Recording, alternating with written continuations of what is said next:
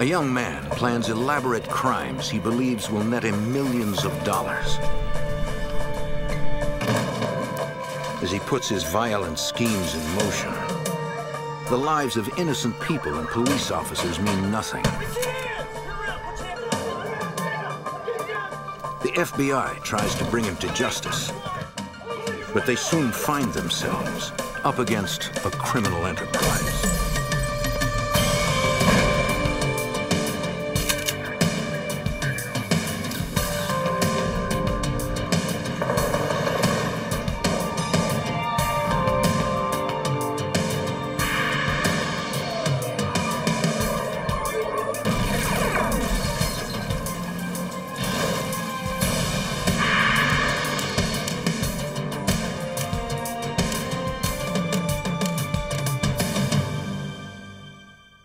Caught in the act, a disguised bank robber hurled explosives at police and disappeared in a hail of bullets.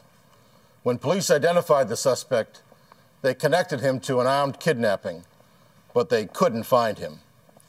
I'm Jim Kallstrom, former head of the FBI's New York office. The suspect's behavior was organized but unpredictable. Everyone leaves a trail, and agents hoped they could pick up the right one.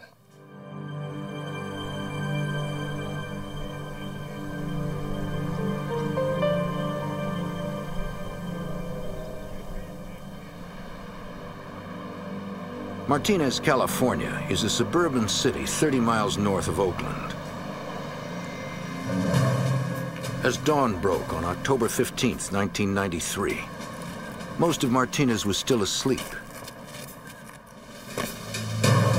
Nobody noticed the dark figure creeping across the rooftop of a downtown bank.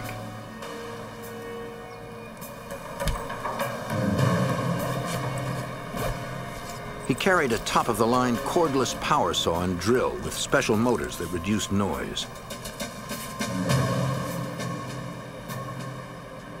He seemed to know exactly where to cut into the roof.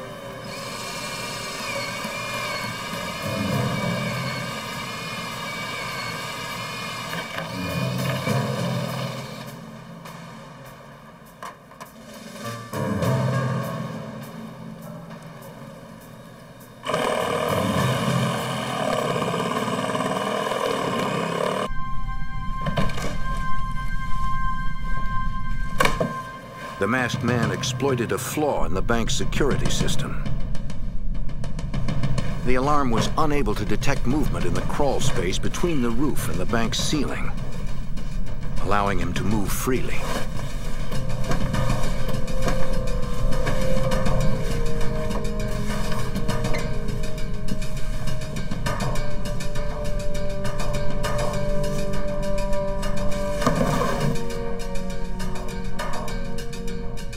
Just below was the bank's office. It was rigged with motion sensors. He knew if he descended below, he'd trip the bank's alarm. The masked man also knew bank employees would arrive in a few hours and deactivate the security system. He settled in and waited for them. Hours later, Martinez residents began their morning commutes.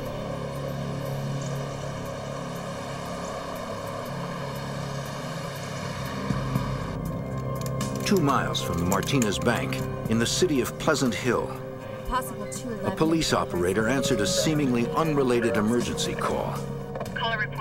Someone saw two Hispanic males entering a supermarket with guns in their waistbands. Copy that, 220 on a move. It was just before 9 a.m.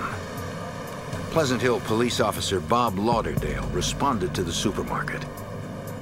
M1, who's the reporting party?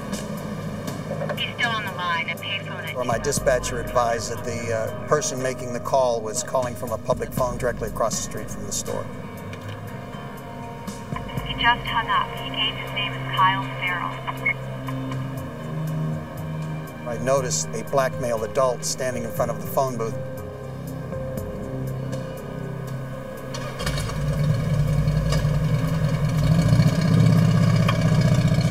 wearing a black varsity type jacket with tan sleeves and carrying a full face motorcycle helmet.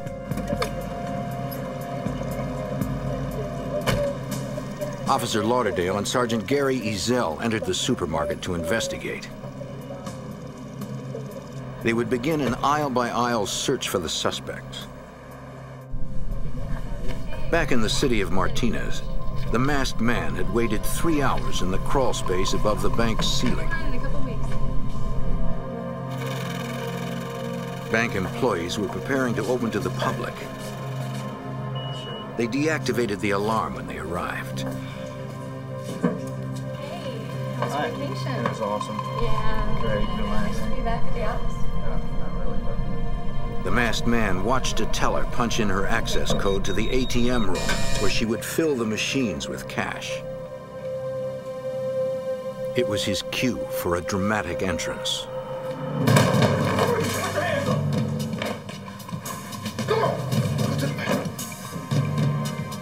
The door automatically locked behind the teller. The robber threatened to kill her co-worker if she didn't open the door. Then he opened it himself. The bank's manager was in the break room. She heard the commotion and glass breaking. Put the money in the bag! Go to hell! Hurry up! Put the money in the bag! She slipped out and called 911. Hurry up! Put the money in the bag! Come on! Report of a 211 bank in progress. 6678 Alhambra Dispatch Avenue. alerted Martinez police. The manager of the bank is advising that she heard someone in the other room shouting, "Get your hands up," to her tellers. All available units raced to the bank with their sirens off.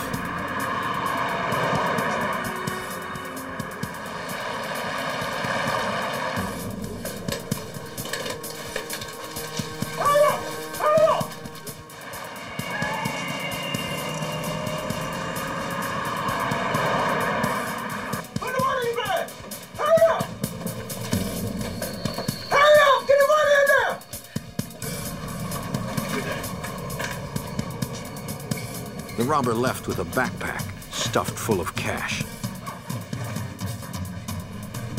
But to keep it, he'd have to evade Martinez police.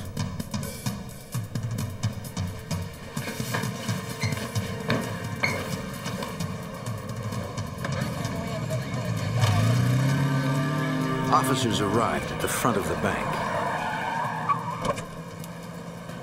Martinez and Pleasant Hill police departments had only 9 officers available to respond.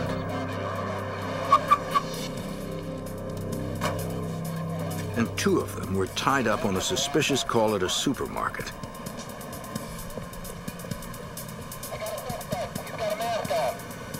I need someone to the rear. The robber saw an easy escape, the back of the bank, but he needed a diversion.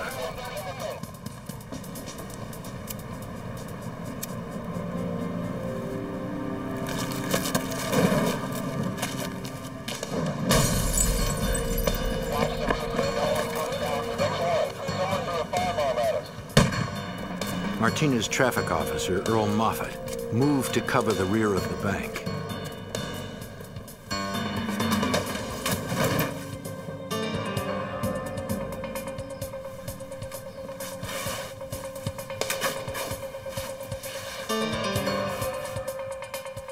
In his 10 years on the force, this would be the first time Officer Moffat would fire his weapon.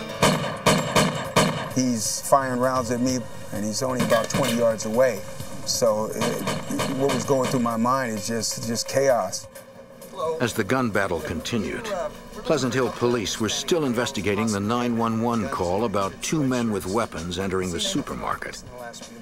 No, I sure haven't. None of the employees saw anything out of the ordinary. Have you seen anything like this? I haven't seen anything like that. Yes, I'm at the rear. Okay. Request mutual aid response from Pleasant Hill ASAP. Okay, Bob, we gotta go. All right. Officer Lauderdale was immediately suspicious. After we were unable to locate anybody matching that description, I thought the bank robbery in Martinez was too big of a coincidence. In Martinez, the bank robbery suspect continued his firefight with Officer Moffat.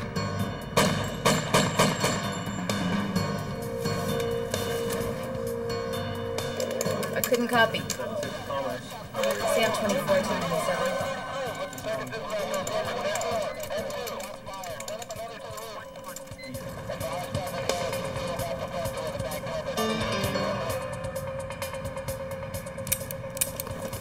His weapon empty, the officer was forced to reload. The gunman used the moment to his advantage.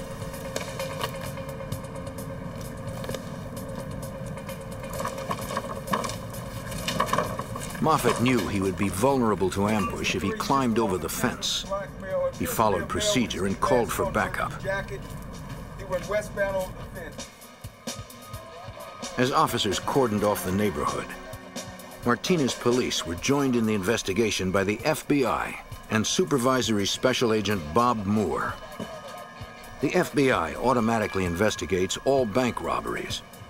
Any crime against those institutions is a federal offense. We have concurrent jurisdiction and traditionally have worked bank robberies very closely with local police. When I first arrived, the scene was quite chaotic. We had been notified that a robbery had occurred and that a gunfight had ensued after the robbery. Commander Tom Simonetti supervised the crime scene investigation for Martinez police. At the crime scene, we found shell casings from a Glock 45 pistol, as well as expended rounds that had been fired at our officer. FBI agents know most bank robberies are poorly planned attempts to get drug money. The evidence this robber left behind suggested a more sophisticated criminal. The method of operation was so unique. You just don't see robberies committed every day by people dropping through the roof on a rope. On the rooftop, evidence technicians processed the abandoned power tools. They found no fingerprints.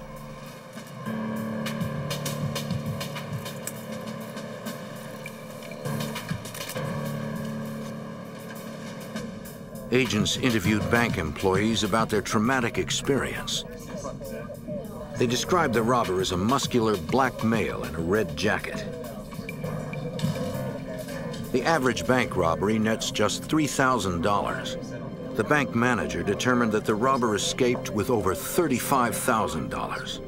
And by getting it from the ATM room, no die packs were placed in with the money. Technicians found no fingerprints, but discovered a shoe print on the desk where the robber landed. While the crime scene was being processed, Martinez police combed the neighborhood behind the bank for the masked suspect. They soon picked up his trail. It was marked by $20 bills that had fallen from his backpack. But the money trail abruptly ended at the closed end of a cul-de-sac, leaving no sign of the suspect. I have followed the money trail. Pleasant Hill police officer Lauderdale was guarding the crime scene when he recognized someone in the crowd of onlookers. I suddenly noticed that the subject I had seen making the 911 call was now standing in a group of people who were watching the activities at the bank robbery. I thought this was too much of a coincidence, seeing the same subject down at the shopping center and was now at the bank robbery in Martinez. I contacted the subject in order to identify him and find out what he was doing in the area. What are you doing here today? The officer knew the 911 caller at the supermarket gave dispatchers the name of Kyle Farrell. Now the man said his name was Ural Wills. Oh, it's around the corner. I just didn't want to interfere. All right. It was suspicious enough for Officer Lauderdale to request the man to go to the police station for questioning. The subject was surprisingly cooperative and had no problem with going to talk to Martinez detectives. The man furnished Martinez police with a driver's license that seemed to confirm his name was Ural Wills. A check of his record revealed that 3 years earlier, in 1990, He was arrested for an armed robbery of a supermarket in Oakland, but was later acquitted. Despite the prior arrest, police had nothing linking the man to the Martinez bank robbery. They had no choice but to release him.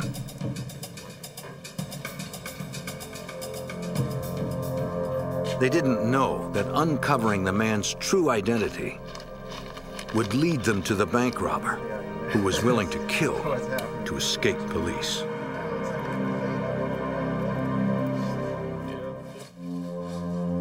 In Martinez, California, a bank robber threatened employees' lives until he got what he came for.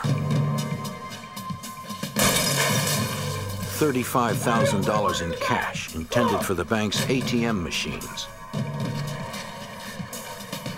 Police searched for the suspect by following a trail of $20 bills near the crime scene until it ended in a residential cul-de-sac. For FBI Supervisory Special Agent Bob Moore, the end of the trail was itself a clue. Well, we don't have that yet. We're still waiting. The trail of $20 bills stopped there. So initially we assumed that there had been a getaway car somewhere near that end of that cul-de-sac. Can you recall if anything early today Martinez police interviewed residents who lived in the ordinarily quiet suburban area. One homeowner said that earlier in the day he was working in his front yard.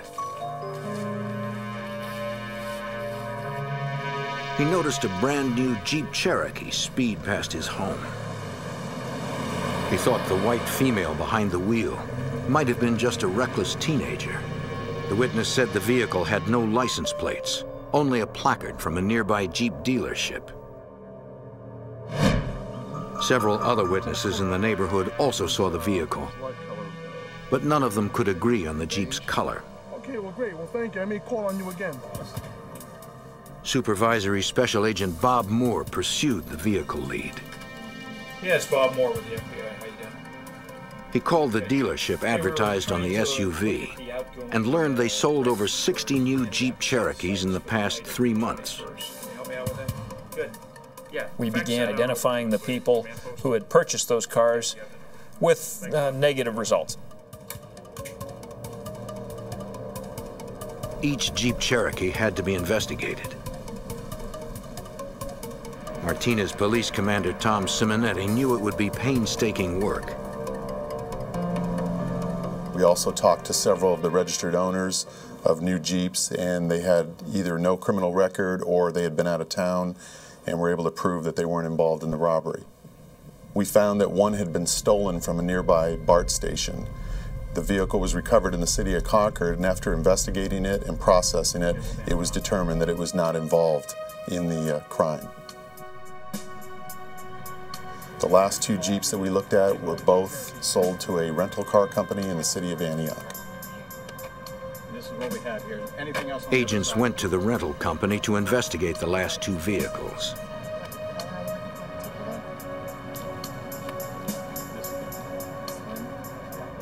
You can give me the rental paperwork on this last week.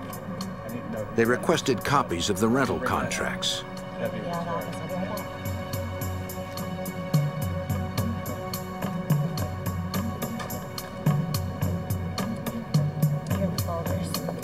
They learned one of the Jeeps was rented the day before the robbery and returned the following evening. The name on the contract was one Ural Wills, the name used by the motorcyclist in the Martinez Bank parking lot, who was also the same man police observed making a 911 call near a Pleasant Hill supermarket. Martinez police needed to clear up the question of how Ural Wills could have simultaneously fled from the area in a Jeep and been spotted in the bank's parking lot as an onlooker.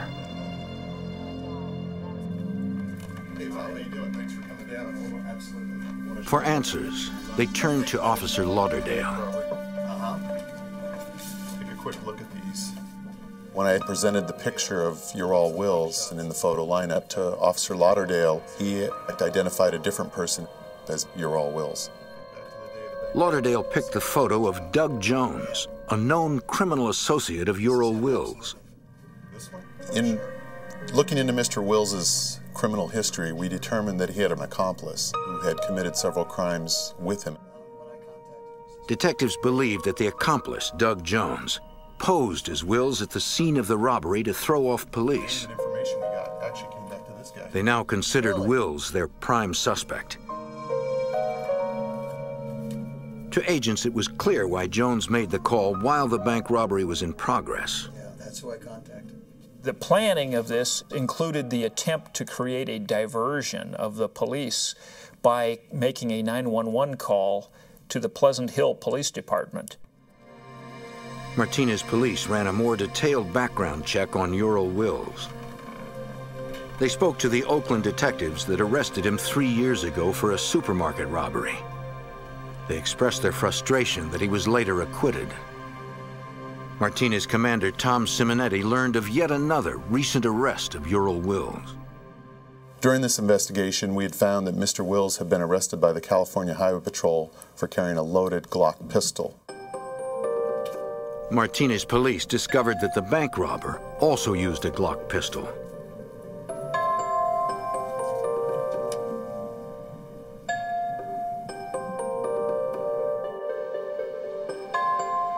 Ballistics tests on the recovered bullets revealed that they were from a Glock 9mm.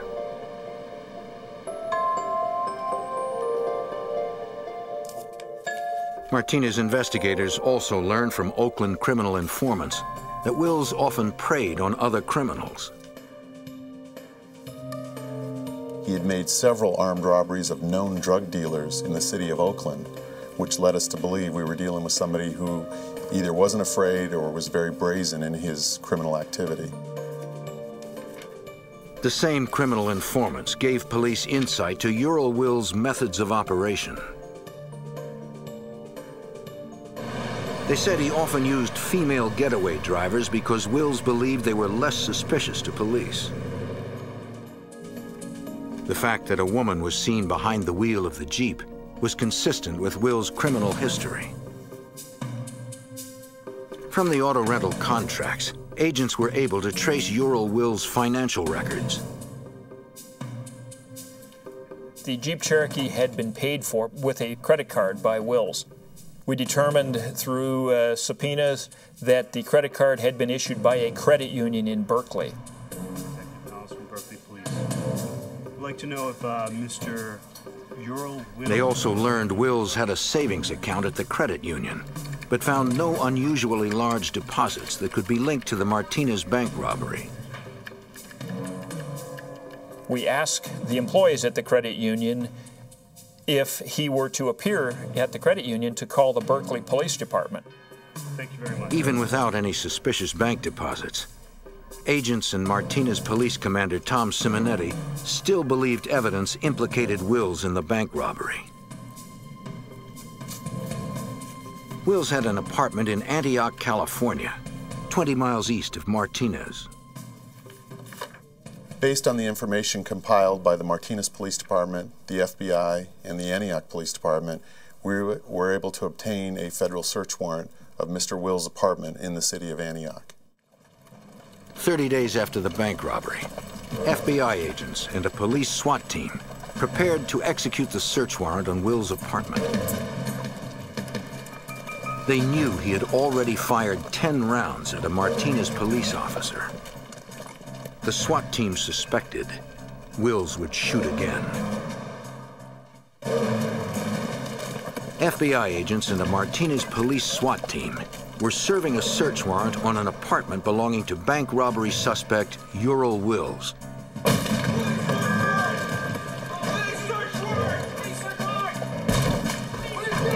They found one man in the apartment. The SWAT team quickly determined he was not Wills.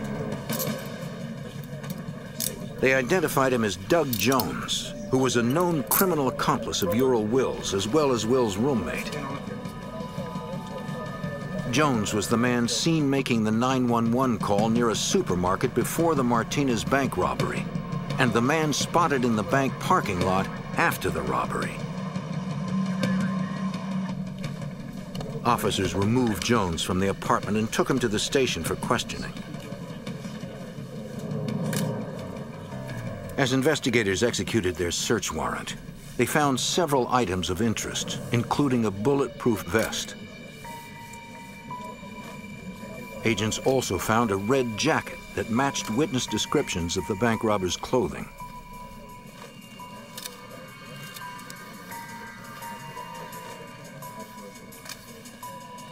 In the bedroom, they identified a pair of sneakers as the type worn by the robber. They found an even more telling clue inside one of the shoes. $3,000, all in $20 bills. The stolen money from the Martinez Bank was also entirely in $20 bills. The shoes were sent to the lab where the soles could be compared to a shoe print recovered from the Martinez Bank robbery. Detectives also uncovered hospital bills that suggested Wills was injured on the day of the bank robbery. Martinez Police Commander Tom Simonetti followed up. Upon contacting the doctor at the hospital, he told us that Mr. Wills had told him that he slipped on a wet floor at a grocery store and broke his foot. The doctor, however, pointed out that the injury was more consistent with a hard impact, in particular a straight down impact from falling or dropping off something. Wills was further tied to the crime when analysts confirmed one of the shoes found in his apartment matched the shoe print taken at the scene of the Martinez robbery.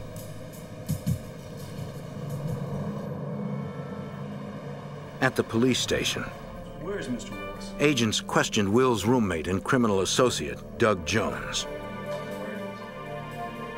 As suspicious as Jones' actions were, police couldn't charge him with a crime or make him talk. If Jones knew where Wills was hiding, he wasn't telling investigators. The biggest frustration in this case was trying to locate Mr. Wills after he knew we were looking for him. 222, go ahead. We had searched his residence, we had contacted everybody that knew him, and there was no doubt he knew we were after him.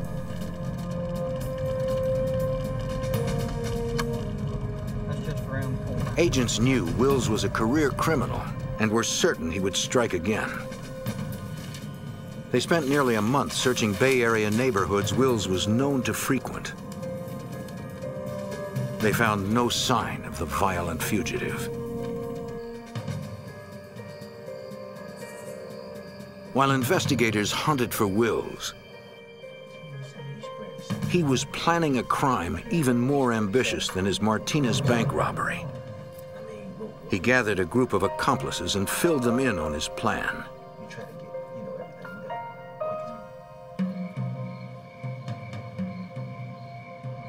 Four days before Christmas in 1993, Wills' accomplices descended upon the Antioch, California home of jewelry store owner Gene Mayer and his wife Ruth. They posed as detectives investigating credit card fraud. Once the door was opened, they revealed their sinister purpose. Get on the ground! Get on the ground! You're too low, man! Get on the ground now! Get down there! Get down! Stay quiet! You won't get hurt! Shut up! Shut up! Now! Two bound the couple with duct tape, while a third moved toward the back of the house to look for a safe. You guys stay quiet, don't move, you won't get hurt. You got the safe? Good. Let's go, get up, get up, get up, get up here. The men told Gene Mayer they were kidnapping his wife.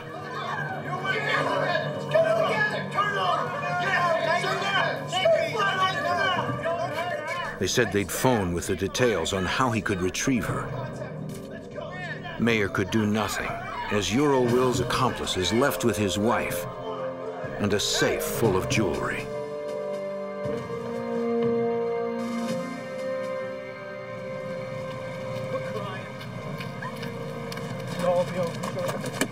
They used Mrs. Mayer's Suburban as their getaway vehicle.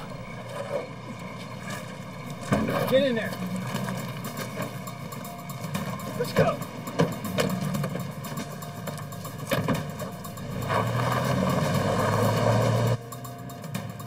Just 10 minutes later, Gene Mayer freed himself and called 911. Antioch police responded. The scene was supervised by Sergeant Scott Williford. When I arrived at the Mayer residence, officers were in the process of cordoning off the crime scene with police tape and barriers. I went inside the residence, and Gene Mayer was in the process of being interviewed. He was very traumatized. You've got to do it. Get after it. Detectives tried to focus Mr. Mayer on describing his wife's abductors, I need this. but he got only brief glances at them. All right, okay. What did they take? Well, it took the As detectives processed the house for evidence, they discovered a ransom note. One was white, one was... Mayer never saw the kidnappers leave it.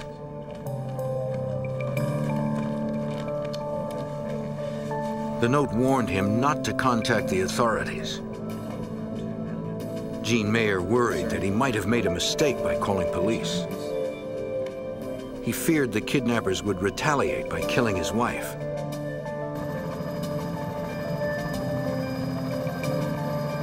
To help find Mrs. Mayer, Antioch police requested assistance from the FBI.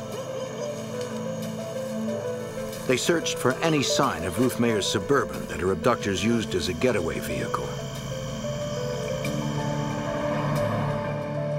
Investigators knew the chances of finding a kidnapping victim alive diminish the longer the victim is held captive.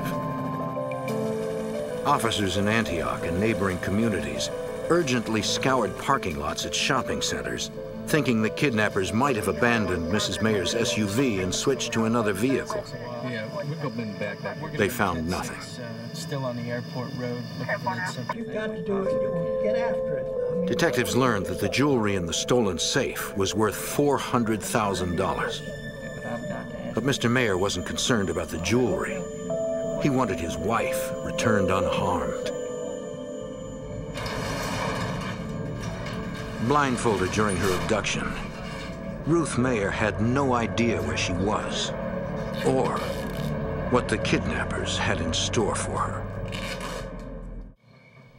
Bank robbery suspect Ural Wills used a team of accomplices to rob a jewelry store owner and kidnap his wife.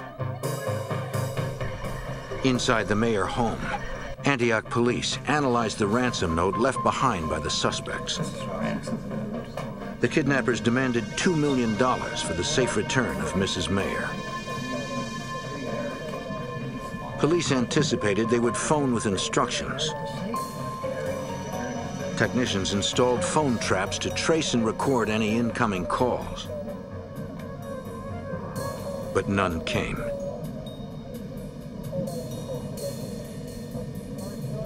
For more leads, Antioch Police Sergeant Scott Williford gathered details about the jewelry stolen from the house.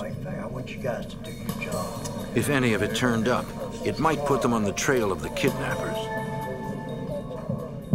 Since Mr. Mayer was a jeweler, he had specific detailed information on the description of all the jewelry. We were able to provide or compile a detailed list and put it out to other agencies regarding the stolen property. The FBI brought additional resources and helped coordinate the search for any sign of Mrs. Mayer or the Suburban her abductors stole from her driveway.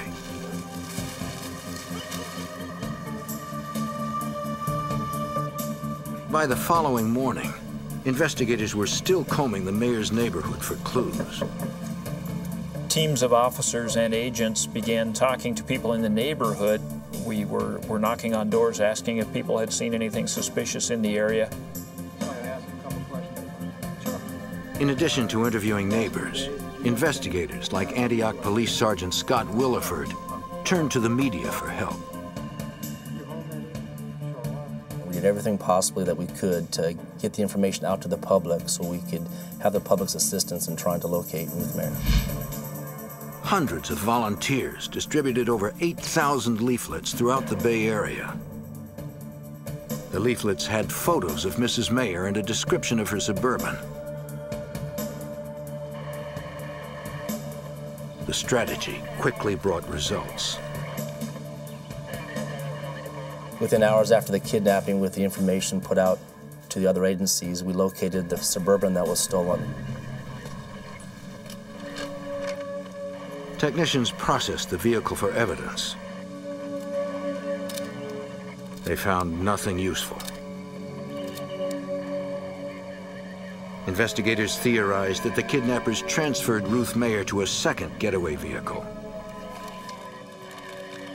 They took impressions of fresh tire tracks found at the scene. The impressions could be compared to the suspect's vehicle if it was found. Although they had found her vehicle, detectives still had no clue where Mrs. Mayer was being held. The kidnappers left her unattended for hours at a time. She used the opportunity to bite through her restraints.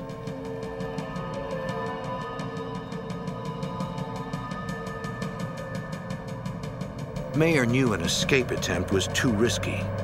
Instead, she memorized the details of the garage in case she was ever asked to identify it.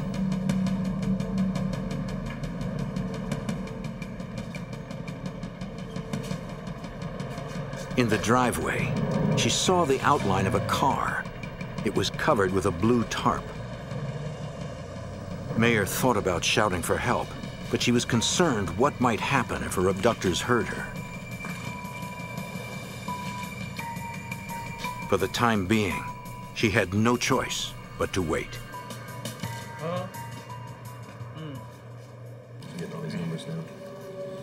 Mr. Mayer quickly raised the money he hoped would bring his wife home. Wearing latex gloves, agents recorded the bill's serial numbers. They were prepared to make the drop as soon as they received instructions from the kidnappers.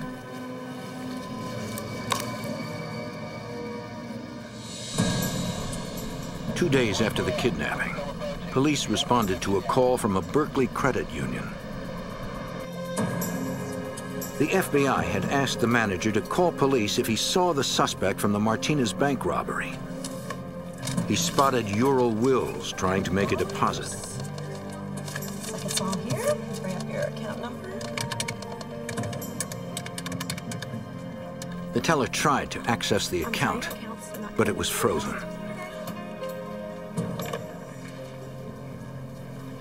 Sometimes that works.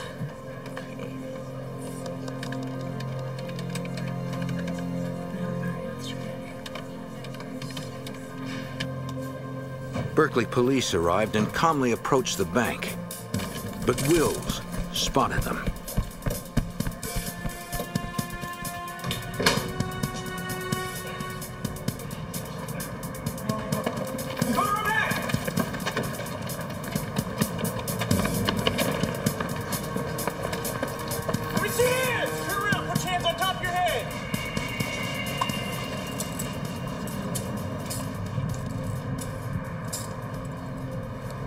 As they frisked Wills, Berkeley police retrieved a loaded clip for a 9mm Glock pistol. They also found Wills had something else to hide. Located in his pocket was a key to a car. The police officers asked him where his car was parked. He denied owning a car. The officers then walked down the street checking vehicles until they located his vehicle. The keys in Wills' pocket fit a Ford Explorer.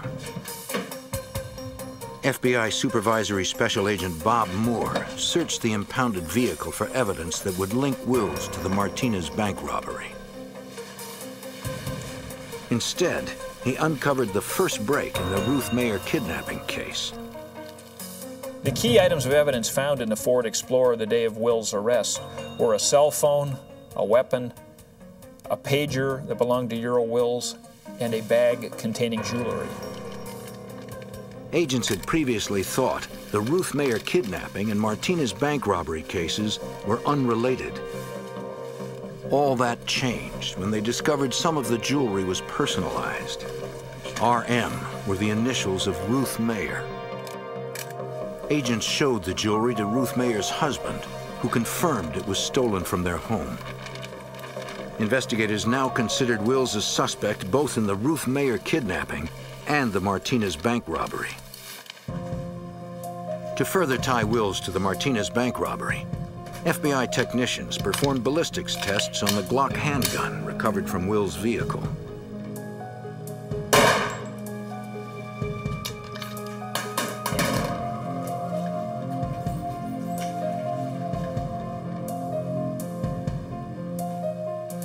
They compared the bullets test-fired by the Glock in the lab to bullets recovered from the Martinez Bank crime scene. The tests indicated the bullets were not fired by the same gun. Investigators believed Wills probably disposed of the pistol used during the bank robbery and replaced it with another gun of the same make and model. All right, we found the jewels in your car.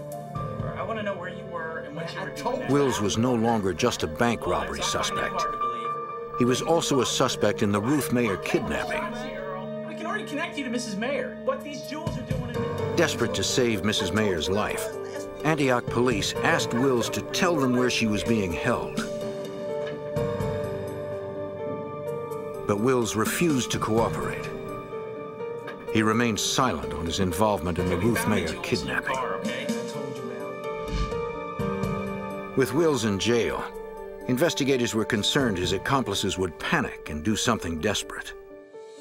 This kidnapping certainly exhibits some organization to it. But authorities held a press conference to appeal for new leads. They also warned Wills' accomplices that they were closing in and that Mrs. Mayer should be released unharmed. On the other hand, I can't say for certain, but certainly we're looking at them. I've been here this whole time. Nobody's telling me nothing. On the 4th day of Mrs. Mayer's captivity, Christmas Eve, the man guarding Mrs. Mayer received instructions from the other accomplices in the kidnapping plot.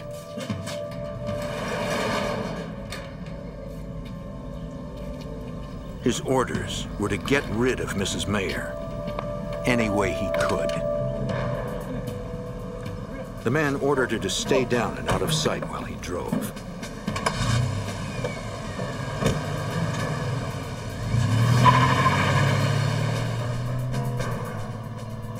Mrs. Mayer couldn't be sure whether she was going to live or die.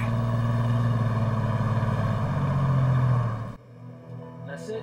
Kidnapping victim Ruth Mayer had endured 4 days of captivity.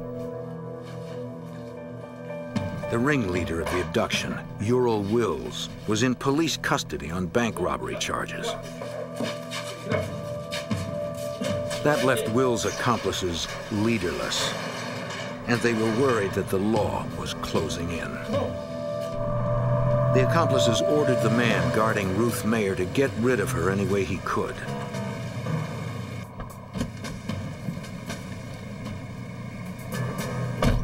"30 miles north of her Antioch, California home where she was abducted, in a town called El Sobrante, the kidnappers decided to get rid of Mrs. Mayer by releasing her.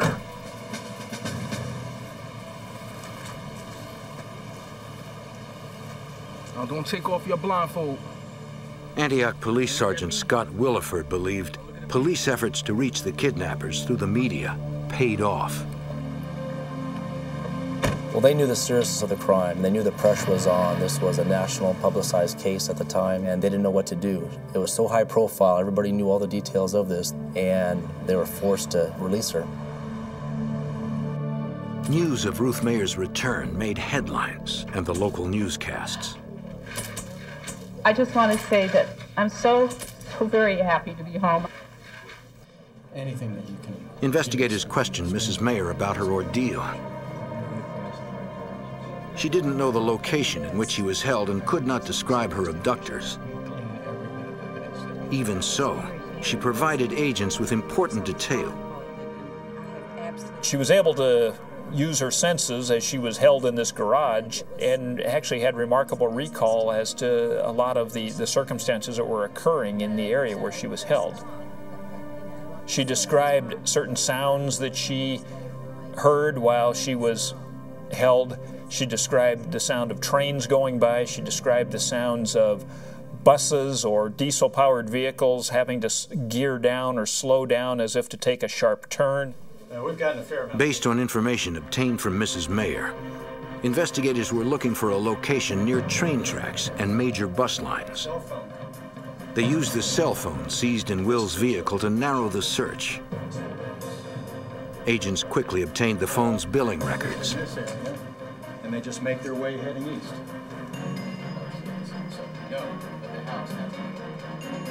They concentrated on calls Wills made around the time of Mrs. Mayer's kidnapping. We were able to track the cell phone usage and determine where it had been in use the prior night, including in Antioch, and as well as the numbers that it had called that night. Investigators learned towers in West Contra Costa County picked up Will's cell phone signal on the evening of the kidnapping. They began looking for streets in Contra Costa County where train tracks and major bus lines intersected. Based on Mrs. Mayer's observations, agents were looking for any home that had a vehicle covered with a blue tarp in the driveway. We located the house in San Pablo, and just from the visual inspection outside, it matched the criteria and the description that Ruth Mayer gave us. Agents obtained a search warrant for the home and found no one inside. Mrs. Mayer identified the garage as the place in which she was held. Agents wanted to question the home's owner, but they were unable to locate him.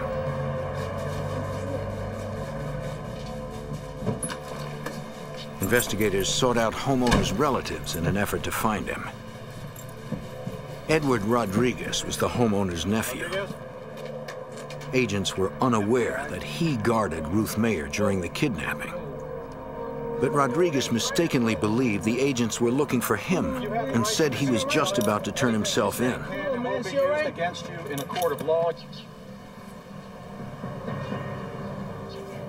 Investigators found Rodriguez remorseful about the part he played in the kidnapping and convinced him to cooperate.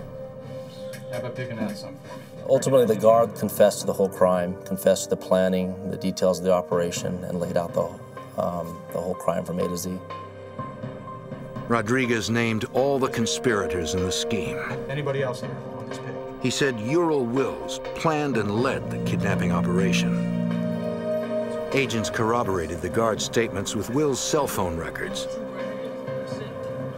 They later apprehended all the conspirators. Brian Tomasello, one of the gunmen that burst into the mayor's home, was found guilty on 6 counts of robbery and kidnapping and sentenced to life in prison. Edward Rodriguez was found guilty of kidnapping and robbery. The jury gave him a short 8-year sentence because he released Mrs. Mayer. Before he could be tried for the Ruth Mayer kidnapping, Ural Wills was found guilty of the Martinez bank robbery and was sentenced to 39 years. Prosecutors learned that Wills was suffering from kidney failure. Doctors gave him less than 10 years to live. Ural Wills is already going to be... Wills was certain to die in prison. He's having serious kidney. Prosecutors informed Mrs. Mayer of their plans not to try him for her kidnapping. She's a forgiving person. She knew justice was served. She knew he was in custody, Mr. Wills, for the rest of his life. And I believe that she forgave everybody. As he pursued his violent schemes, Ural Wills had expected to make millions and live a life of luxury. Instead, the FBI and local police made sure the criminal's last days were spent behind bars.